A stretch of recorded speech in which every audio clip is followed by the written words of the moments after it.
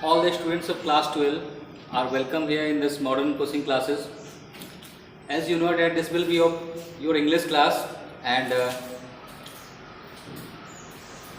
I will tell you some of the important facts of subject verb agreement, which is very important for the students of class 12 and rather than those students who are other than class 12 here.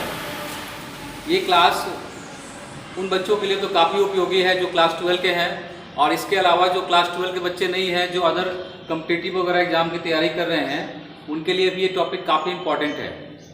क्योंकि देखा गया है कि हम लोग English के प्रश्नों को सॉल्व करते समय छोटे बहुत सारे मिस्टेक्स को अवॉइड नहीं कर पाते हैं।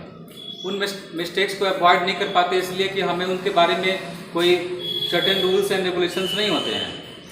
हमें उनका किस तरह से अवॉइड करना चाहिए, किस तरह से उन अशुद्धियों को दूर किया जाना चाहिए, इसके लिए हम आज आपके बीच एक ऐसा चैप्टर शुरू कर रहे हैं जिसकी सहायता से आप इन अशुद्धियों को ख़त्म कर सकते हैं, पूरी तरह से उसको एररलेस बना सकते हैं। तो स्टूडेंट्स, आज हम आपको सब्जेक्ट वर्ब एग्रीमेंट से जुड़ी हुई कुछ इम्पॉर्टेंट फैक्ट्स के बारे में आपको बताएंगे कि किस प्रकार से सब्जेक्ट जो है वो वर्ब के साथ एग्री करता है।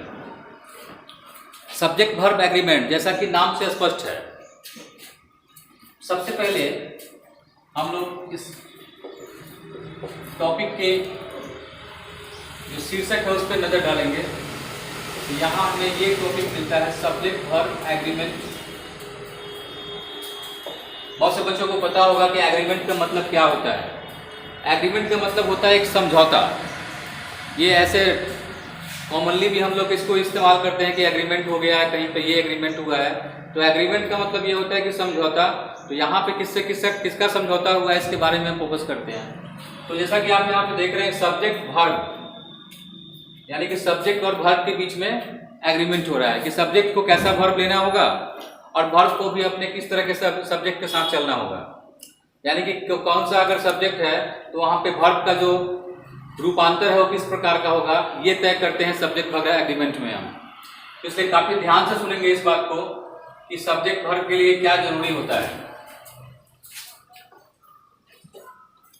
सबसे पहले हम बात करते हैं इसका सबसे जो कॉमन रूल्स हैं, जो साधारण रूल्स, जिसको कि हम सब लोग जानते भी हैं थोड़ा बहुत, बट जानने के बाद भी कभी कभी हम लोग इस पर बहुत ज़्यादा फोकस नहीं कर पाने के कारण इस मिस्टेक्स पर बैठते हैं।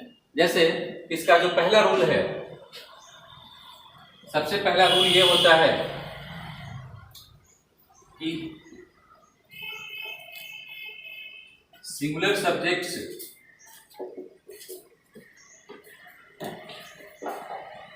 will always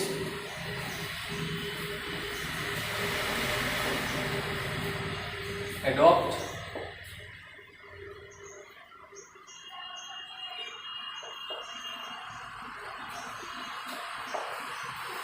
singular verbs and plural subjects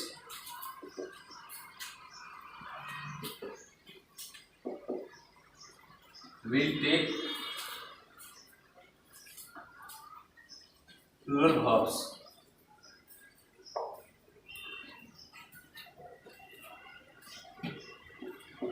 Examples: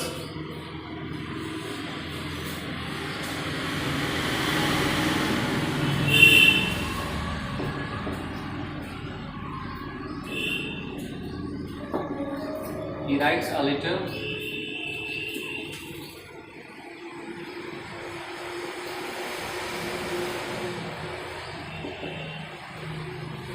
They write a letter.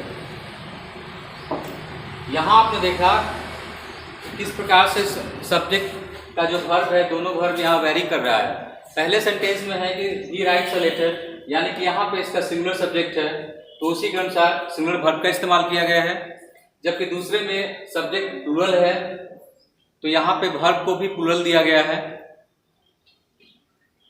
इस तरह से पहला जो रूल्स है वो बिल्कुल इसके अकॉर्डिंगली जा रहा है कि अगर सब्जेक्ट की स्थिति अगर सिंगुलर वाली है तो वहां पे उसका वर्ब भी सिंगुलर हो जाएगा, और अगर सब्जेक्ट प्लूरल है तो वहां पे उसका वर्ब भी प्लूरल होगा।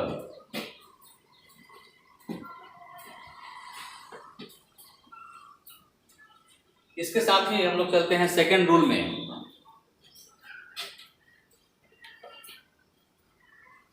पहले रूल के बारे में आप लोगों ने अच्छी तरह समझ लिया इसको कि किस तरह से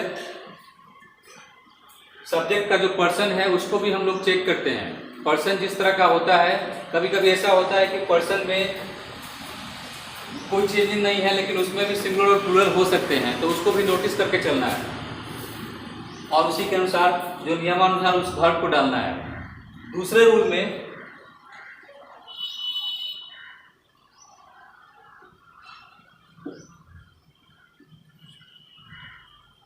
if any two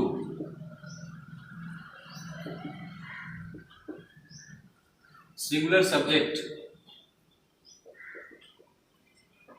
if any two singular subjects are combined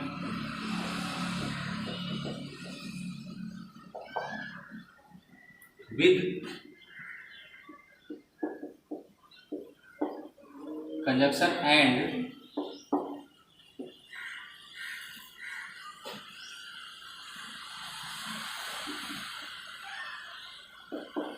verb will always carry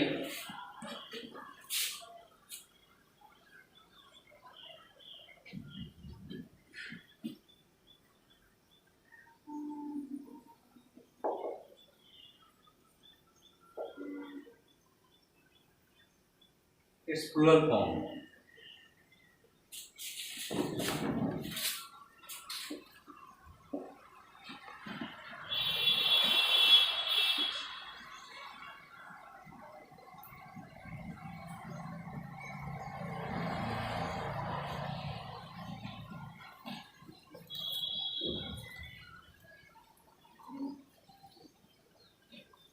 Example, Ram and Mohan are going to school.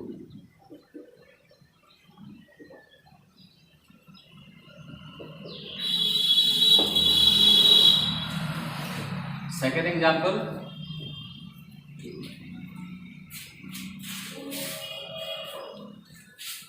I and you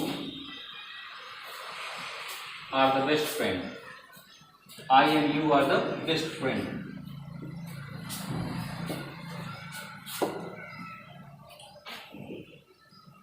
Now we take a look of the second rule here. If any two singular subjects are combined with conjunction and, verb will always carry its plural form. मतलब ये कि यदि दो singular subject को and के साथ अगर combine किया जाता है तो डैट मीन्स कि इट इज नेचुरल कि इसका जो वर्ब होगा वो प्लूरल होगा, क्योंकि अभी आप इससे पहले सिंगुलर सब्जेक्ट के साथ थे तो सिंगुलर वर्ब आया था। लेकिन it is natural, it is fact कि यदि दो सिंगुलर सब्जेक्ट को जोड़ा जाएगा तो वो प्लूरल बन जाएगा और ऐसी स्थिति में उसका जो वर्ब है वो हमेशा प्लूरल होगा। तो स्टूडेंट्स, ये तो बहुत ही सिंपल सी बात है कि अगर एक सब्जेक्ट सिंगुलर है तो उसका वर्ब सिंगुलर होता है, लेकिन अगर दो सिंगुलर सब्जेक्ट एक साथ हो जाए तो वो तो ऑटोमेटिक प्लूरल हो जाएगा और ऐसी स्थिति में उसका जो वर्ब है वो अपने आप ही प्लूरल हो जाना चाहिए। मेरे ख्याल से इसमें कोई प्रॉब्लम नहीं होनी चाहिए। तो ये अगर ऐसी स्थिति आती है तो आपको वहाँ पे वर्ब हमेशा प्लूरल देना है। स्टूडेंट्स इसमें बहुत ज़्यादा मिस्टेक करते हैं कभी कभी कि सिंगुलर सब्जेक्ट दे देते हैं। ऐसे मिस्टेक्स कभी कभी जल्दबाजी के कारण हो सकता है या फिर उस दिमाग में ना होने के कारण हो सकता है। तो आप थोड़ा सा केयरफुल रहेंगे इसके बारे में। ये जो रूल्स हैं आपको हेल्प करेंगे आपके ग्रामेटिकल मिस्टेक्स को अवॉइड करने में। उसके बाद हम लोग चलते हैं रूल्स नंबर थर्ड से। थर्ड रूल में है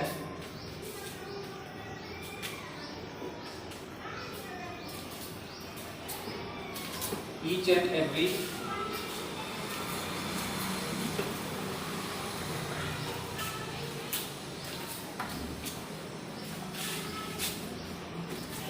adverb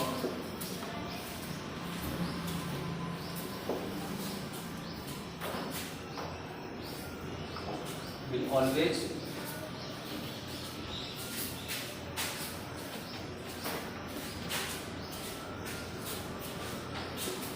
adopts the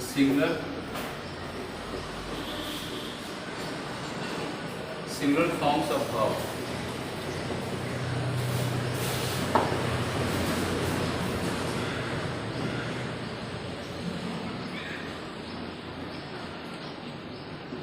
Example: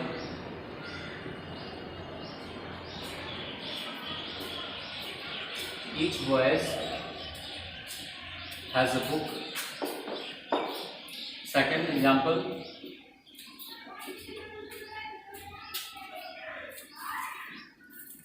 every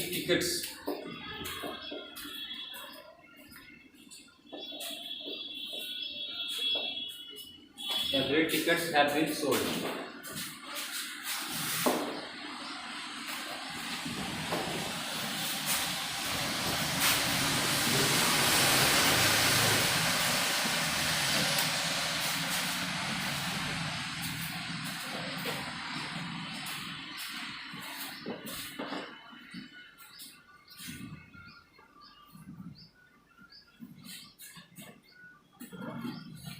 यहाँ पे देखिए इस तीसरे रूल पे, थर्ड रूल कहने का मतलब ये है कि अगर आप किसी भी सब्जेक्ट को ईच एवरी के साथ कंबाइन करते हैं तो डैट मीन्स कि उसका जो भी वर्ब होगा वो सब सिंगुलर होगा। कोई भी सब्जेक्ट जो ईच और एवरी के साथ आता है उसका जो वर्ब होगा वो हमेशा सिंगुलर होगा। ईच और एवरी वर्ड जो है वो हो सकता है कि ऐसा लग रहा हो कि वो प्लूरल हो सकता है, बट उसके साथ जो सब्जेक्ट होता है वो भी प्लूरल होने के बाद भी उसका जो वर्ब है वो हमेशा सिंगुलर ही रहेगा, जैसा कि यहाँ पे आपके सामने स्पष्ट है।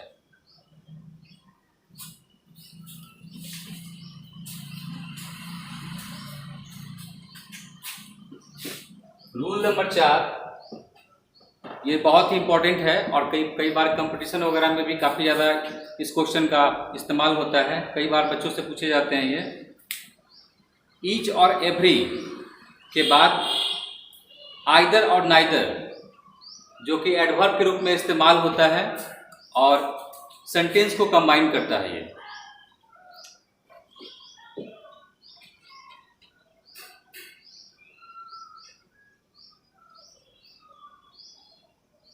When any two sentences are combined with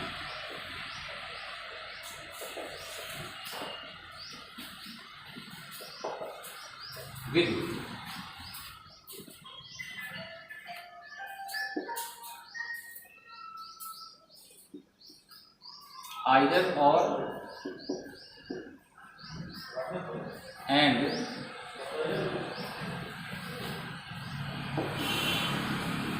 neither nor,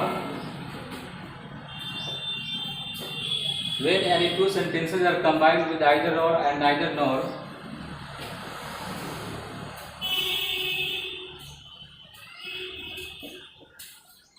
only singular form of verb, only singular form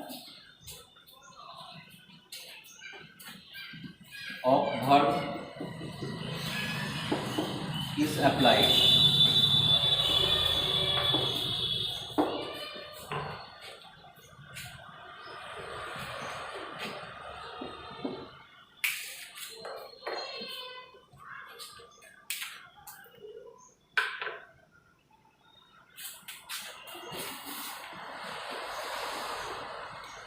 Example: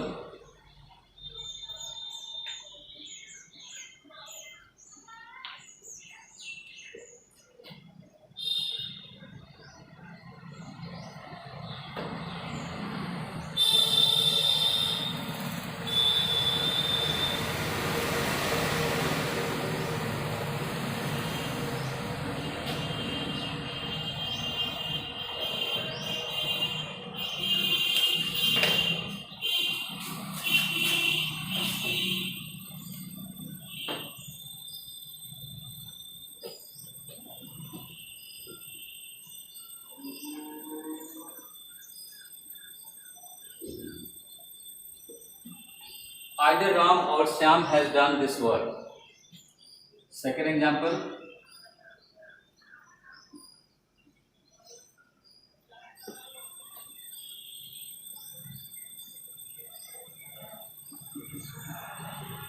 either Sita और Gita is making a noise.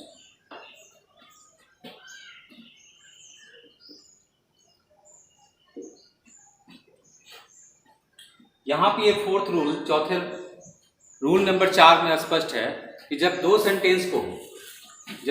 Sentence को आइदर और नाइदर नॉट से कंबाइन करते हैं तो उसका जो वर्ब होता है वो हमेशा सिंगुलर होता है। स्पष्ट है, आप एग्जांपल से यहाँ देख सकते हैं कि आइदर और नाइदर नॉट के साथ जुड़ने वाला जो सेंटेंस होगा वो हमेशा उसका जो वर्ब होगा वो सिंगुलर होगा।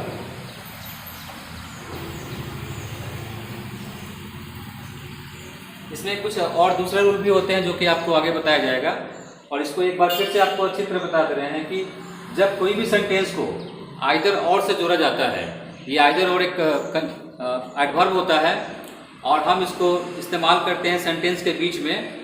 जब इससे जुड़ने वाला सेंटेंस होगा तो उसका वर्ब डिटरमाइन करने में प्रॉब्लम आता है। कभी कभी स्टूडेंट्स उस वर्ब को एग्री नहीं कर पाते कि हाँ सब्जेक्ट के साथ क्या डाला जाए, प्लूरल डाला जाए या फिर सिंगुलर डाला जाए, क्योंकि उसके दिमाग में होता है कि वो दो सेंटेंस को एक साथ जोड़ रहे हैं, यानी कि दो सेंटेंस जोड़ रहे हैं तो दो वर्ब चाहिए इसके लिए।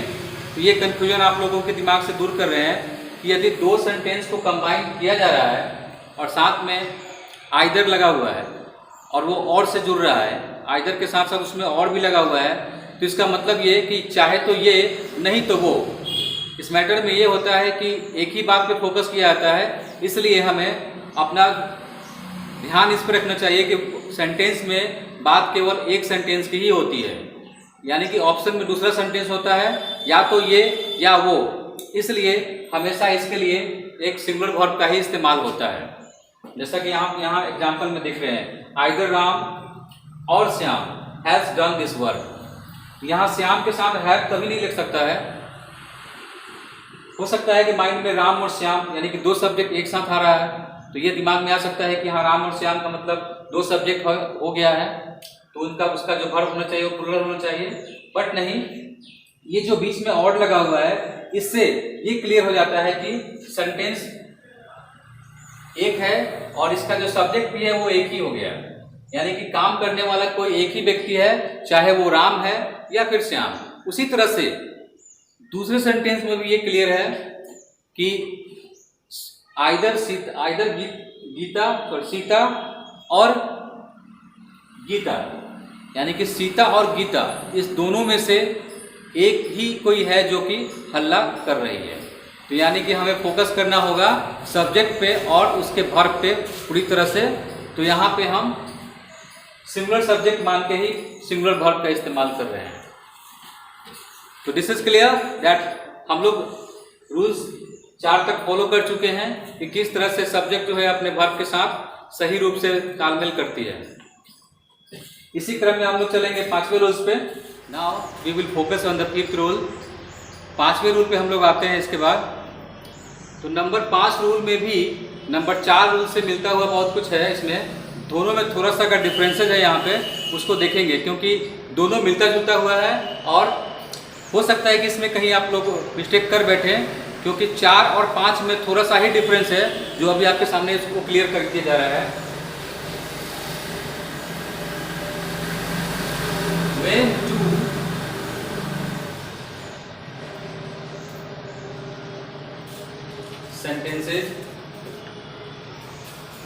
When two sentences are combined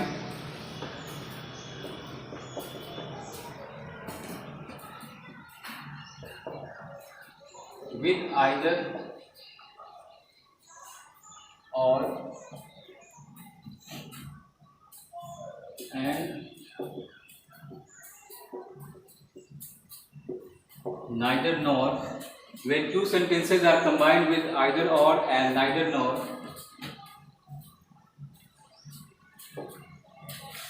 its verb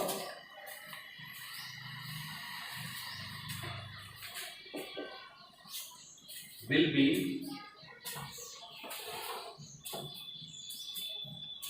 always according When two sentences are combined with either or and neither nor, its verbs will be always according to its nearest subject if they are different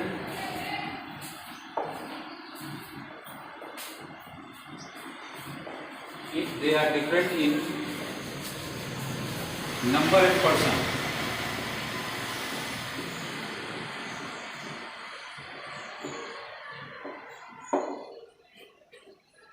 तो यहाँ पे आप लोग एक बात देख रहे हैं कि पहले वाले में था कि अगर कोई दो सेंटेंस को हम लोग आइदर और से जोड़ रहे हैं या नाइदर नॉर से जोड़ रहे हैं तो उसका जो वर्ब है वो हमेशा सिंगुलर होगा।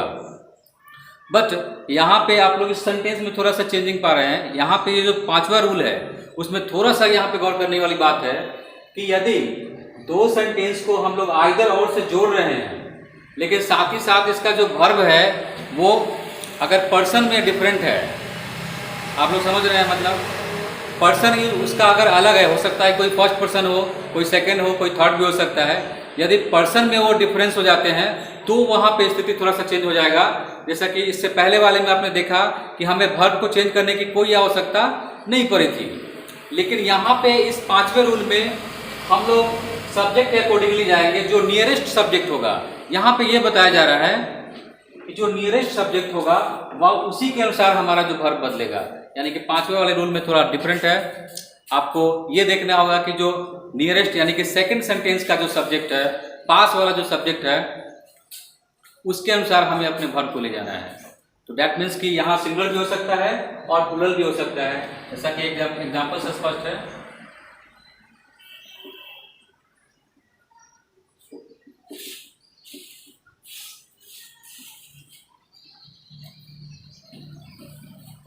Either you or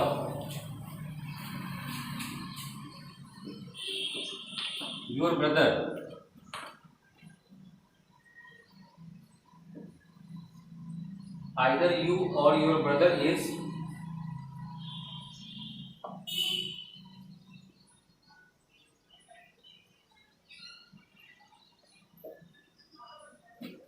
reading the newspaper.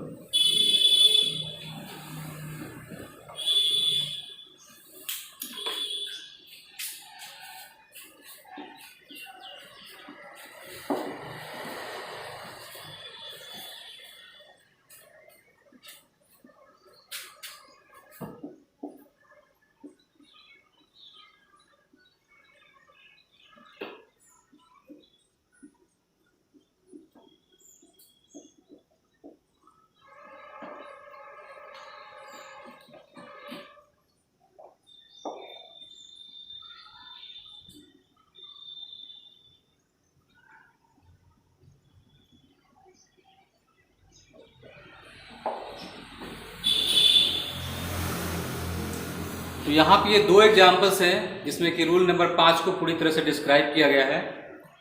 Either you और your brother is reading the newspaper, यानी कि यहाँ पे आपने देखा कि इसमें दोनों जो सब्जेक्ट है वो अलग अलग है। पहले वाले में सेकंड पर्सन है और दूसरे वाले में थर्ड पर्सन है। तो यहाँ पे वर्ब बिल्कुल पास वाले सब्जेक्ट के अनुसार होना चाहिए, यानी योर ब्रदर के साथ वर्ब का कॉम्बिनेशन होगा। पहले वाले सेंटेंस में पास वाला जो सब्जेक्ट है वो थर्ड पर्सन है, इसलिए इनका जो वर्ब है वो सिंगुलर रूप में है। और दूसरे वाले में भी कंडीशन थोड़ा सा डिफरेंट है। दूसरे वाले में इसमें पहला थर्ड पर्सन है और पास वाला जो सब्जेक्ट है वो सेकंड पर्सन है। तो आपने देखा कि बिल्कुल स्थिति बिल्कुल यहाँ पे उलट गया। यहाँ पे हमने प्लूरल वर्ब का इस्तेमाल किया है जबकि पहले में सिंगुलर वर्ब का इस्तेमाल किया है। तो ये आपको ध्यान देना होगा कि यदि ऐसी स्थिति आ रही है, आइदर और से वाक्य को जोड़ रहे हैं और वहाँ पे पर्सन का वेरिएशन है, मतलब अगर सब्जेक्ट का जो पर्सन है वो अलग अलग है, तो हमेशा वर्ब जो होगा अपने पास वाले सब्जेक्ट के साथ कैरी करेगा। और ये काफ़ी इंपॉर्टेंट रूल है, आप लोग को ध्यान में रखना होगा इसको।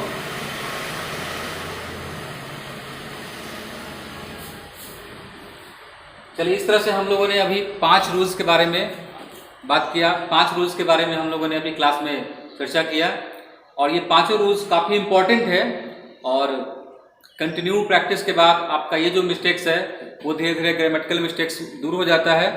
हाँ, इसमें ये बात जरूर ध्यान में रखना होगा कि रूल्स को याद करते समय उसके सब्जेक्ट के पर्सन वगैरह को जो जिस पर्सन का जिस तरह से उल्लेख किया गया है, जिस पर्सन के साथ इस तरह के वर्ब की होने की बात कही गई है, बिल्कुल आप उसी तरह का वर्ब इस्तेमाल करेंगे। अगर उससे हट के कहीं इस्तेमाल कर रहे हैं तो आपका सेंटेंस गलत हो सकता है। हेलो स्टूडेंट्स, जैसे कि आपको 5 रूल्स के बारे में आज बताया गया है पूरी तरह से, इसको पूरी तरह से डिफाइन किया गया, डिस्क्राइब किया गया है आप लोग के बीच, ताकि आप लोग इसके आधार पे जो भी अशुद्धियाँ होती हैं, जो भी आप लोग एरर्स करते हैं, वो सब दूर कर ले धीरे धीरे। और रेगुलर प्रैक्टिस से ये संभव है। इससे पहले जिन बच्चों ने भी ग्रामर को पढ़ा होगा, तो मैं आपको एक खास बात बता दूं कि इसको समझने के लिए आपको टेंस का ज्ञान होना जरूरी है। आपके अंदर पार्ट्स ऑफ स्पीच समझने की क्षमता होनी चाहिए, और साथ ही साथ पर्सन और नंबर के बारे में पूरी अच्छी तरह से ज्ञान होना चाहिए। अब जैसे कई बार होता क्या है कि हम लोग सब्जेक्ट वर्ब एग्रीमेंट की बात कर रहे हैं और बच्चे उसमें पर्सन और नंबर के बारे में सही जानकारी नहीं रख रहे हैं, या हमें टेंस के बारे में सही जानकारी नहीं रखना है। जैसा कि आप जानते हैं कि इसका जो भी रूल्स है उसमें टेंस का योगदान है। मतलब जो भी सेंटेंस बनाए जाते हैं एग्जाम्पल में, उसमें टेंस पे आधारित होता है वो। तो आपको सेंटेंस को सही करने के लिए, उस रूल्स को सही बिल्कुल प्रूव करने के लिए कि हाँ ये जो सेंटेंस है वो इस रूल्स के अकॉर्डिंगली सही होगा, तो आपको पहले ये भी जानना पड़ेगा कि आपको टेंस का पता है कि नहीं, आपने टेंस बनाया है कि नहीं सही से। क्योंकि इसमें सेंटेंस प्रेजेंट टेंस में भी, पास्ट टेंस में भी और फ्यूचर टेंस में भी कहीं से एग्जाम्पल दिए जा सकते हैं। आपको मिलता है इसमें सेंटेंस को करेक्ट करने का, ना कि सेंटेंस बनाने का। तो स्टूडेंट्स लोग ये जान लें कि जो भी बच्चे, उनको यहाँ पे पार्ट्स ऑफ स्पीच के बारे में कई बार पढ़ाया ही नहीं गया है, बल्कि उनको 2, 3 बार 4 बार रिवीजन करवा दिया गया है, लॉकडाउन के बाद भी और लॉकडाउन के पहले भी। इसके साथ साथ टेंस वगैरह, वॉइस वगैरह, ये भी आप लोग को जानना काफ़ी ज़रूरी है, और आप लोगों ने इसको अच्छी तरह से पढ़ा है। जो भी स्टूडेंट अदरवाइज इसके बाद इस वीडियो को देखेंगे, इसको अगर सब्जेक्ट वर्ब एग्रीमेंट में वो अगर आ रहे हैं, तो उनको टेंस और वॉइस का रिवीजन कर लेना पड़ेगा, क्योंकि उनको सारी बात बताई जा चुकी है पहले से ही। ये चैप्टर क्लास 12 में बहुत अच्छी तरह से पढ़ाया जा चुका है टेंस का। और इसके साथ साथ वॉइस और भी जो छोटे मोटे सेंटेंस के बारे में जो जानकारी होती है, कितने प्रकार के सेंटेंस होते हैं, सेंटेंस को कैसे पकड़ा जाता है, उसका कौन सा सेंटेंस काम कर रहा है अभी, तो ये सब बातें इसमें कॉमन है और ये आती हैं। तो इसके लिए सेंटेंस का, पार्ट्स ऑफ स्पीच का, टेंस का, वॉइस का और पर्सन नंबर का जो है जानकारी मस्ट होना चाहिए इस क्लास के पहले। और इसको बिल्कुल आप लोग, अगर नहीं हो, कोई स्टूडेंट ऐसा है कि जो इन बातों को नहीं समझ पा रहा है, तो कृपया करके वो इसको रिवीजन करेंगे और उसके बाद ही सब्जेक्ट वर्ब एग्रीमेंट को वो अच्छी तरह समझ पाएंगे। और नो डाउट कि आप लोगों को जब इससे पहले जो क्लास में बताया गया है, वो सारी चीज़ें काफ़ी अच्छी तरह से बताया गया है। तो यहाँ कोई इफ वर्ड या कोई क्वेश्चन राइज नहीं होना चाहिए। यहाँ हमने डायरेक्ट सब्जेक्ट वर्ब को यहाँ पे स्टूडेंट के सामने रखा है। तो दैट्स ऑल, और I hope that you all will understand this chapter very well, because not only in this class but also other than this class will consider this topic too much here. So that is for today's, and we will come soon in the next video here. So till then, goodbye.